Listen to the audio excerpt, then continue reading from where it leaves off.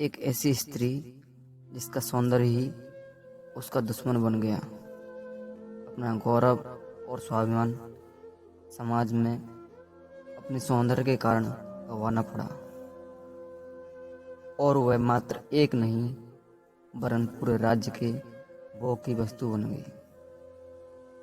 लेकिन जब वह तथागत बुद्ध के संपर्क में आई तो सब कुछ छोड़कर बौद्ध भिक्षुणी बन गई।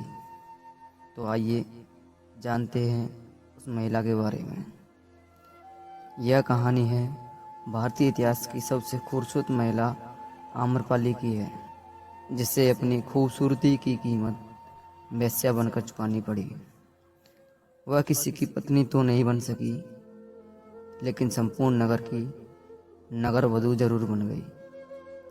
ऐसा नहीं है कि आम्रपाली ने यह जीवन अपने लिए स्वयं चुना था, बल्कि वैशाली में शांति बनाए रखने और गणराज्य की अखंडता को बरकरार रखने के लिए उसे हर एक को सौंप दिया गया।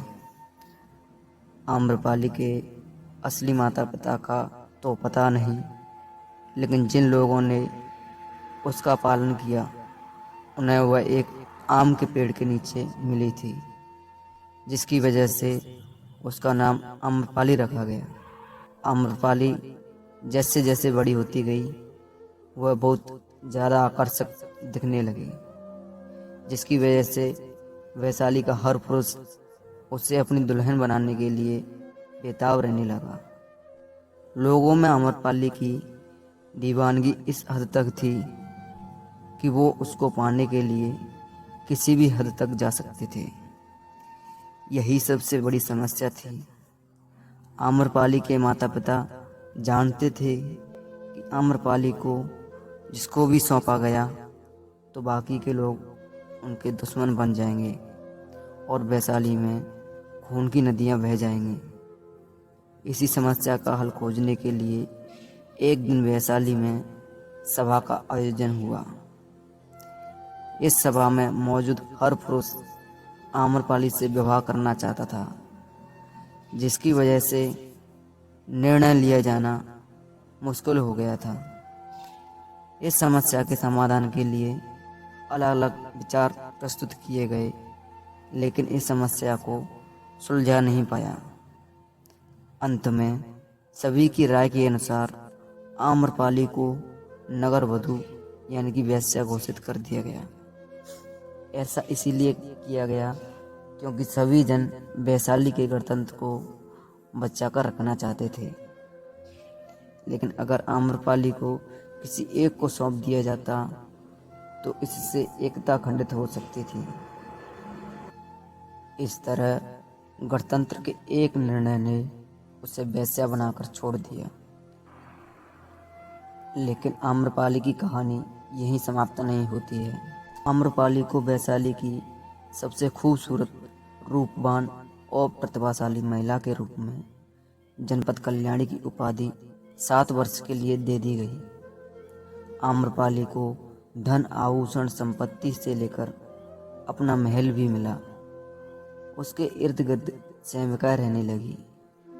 आम्रपाली को शारीरिक संबंध बनाने के लिए चयन का अधिकार भी प्राप्त था और फिर वह राजा के दरबार की नर्तकी भी बन गई।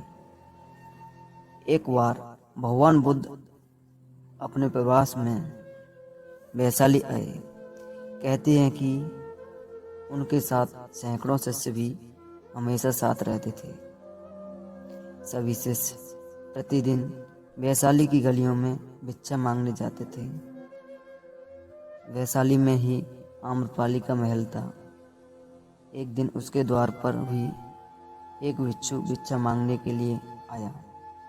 उस भिक्षुक को देखते ही वह उसके प्रेम में पड़ गई। वह अपने परकोटे से बाहर आई और भिक्षुक से बोली, आइए कृपया मेरा दान ग्रहण कीजिए। उस भिक्षुक के पीछे और भी कई भिक्षुक थे। उन सभी को अपनी आंखों पर विश्वास नहीं हुआ। जब युवक भिक्षु आम्रपाली के भवन में भिक्षा लेने के लिए गया तो वे ईर्ष्या और क्रोध से जल उठे। भिक्षा देने के बाद आम्रपाली ने युवक बिच्छू से कहा, 3 दिनों के बाद वर्षा काल प्रारंभ होने वाला है। मैं चाहती हूँ कि आप उस अवधि में मेरे महल में ही रहें। युवक बिच्छू ने कहा, मुझे इसके लिए अपने स्वामी बुद्ध से अनुमति लेनी होगी। यदि वे अनुमति देंगे तो मैं यहाँ रुक जाऊंगा। उस बिच्छू के बुद्ध के पास पहुंचने से पहले ही कई बिच्छू वहां पहुंच गए और उन्होंने इस वृतांत को बड़ा चढ़ाकर सुनाया। वह स्त्री वैश्या है और एक बिच्छू वहां पूरे 4 महीनों तक कैसे रह सकता है। बुद्ध ने कहा, शांत रहो, उसे आने दो। अभी उसने रुकने का फैसला नहीं किया है। वह वहां तभी रहेगा जब मैं उसे अनुमति दूंगा।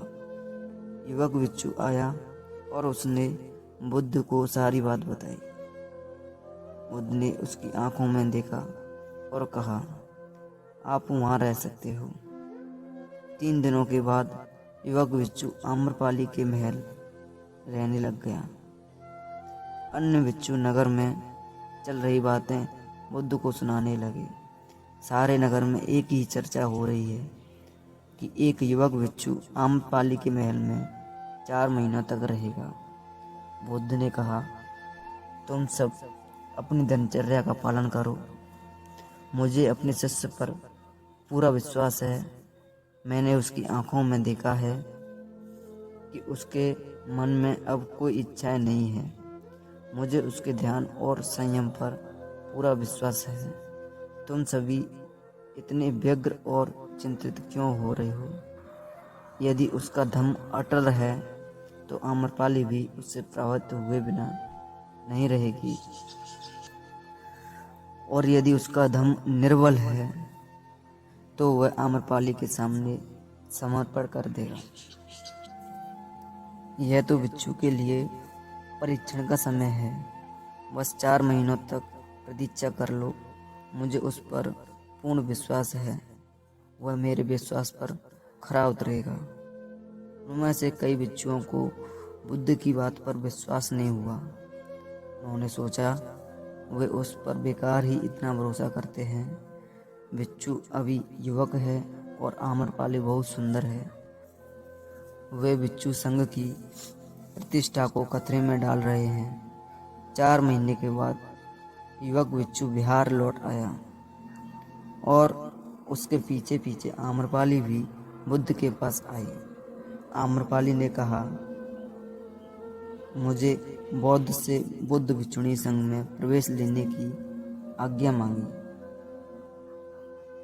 उसने कहा, मैंने आपके बिच्छू को अपनी ओर खींचने के लिए हर संभव प्रयास किए, लेकिन मैं हार गई। उसके आचरण और व्यवहार ने मुझे यह मानने पर विवश कर दिया कि आपके चरणों में ही सत्य और मुक्ति का मार्ग है। मैं अपनी सारी संपत्ति बिच्छू संघ के लिए दान में देती हूँ।